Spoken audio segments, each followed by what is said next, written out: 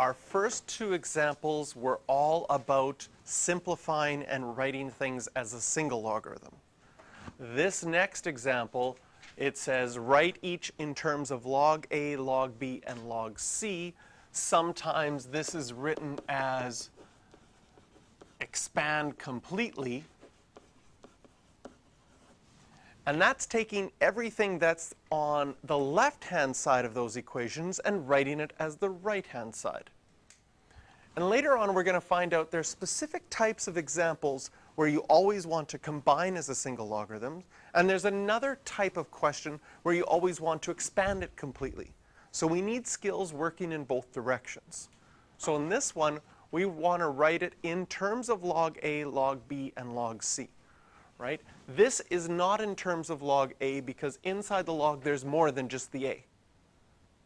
When something says in terms of, that item has to be by itself.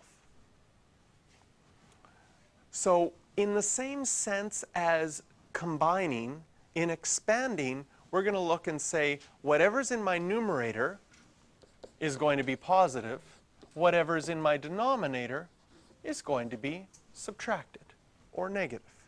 So that's the first step. Now I have log A all by itself, so the question is in terms of log A, but I don't have log B all by itself because I have that extra squared inside. But I have a log law for that as well. If you have an exponent inside of your logarithm, that exponent can come out in front.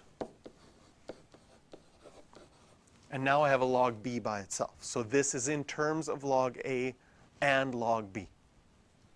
Log A minus 2 log B's.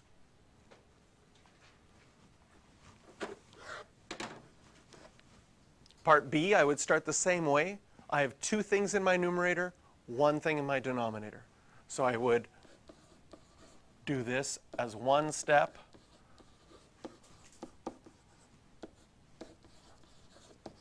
Whatever's in my numerator is added, so log A squared plus log B to the third. Whatever's in my denominator gets subtracted, minus log C. And then we can do the power rule next. That 2 can come out in front. The 1/3 can come out in front.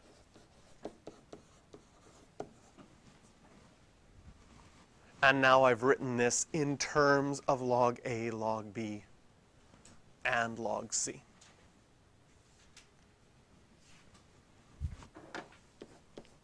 (14, 16, and 15). I guess I wanted you to do them in that order. So do 16 before you do 15.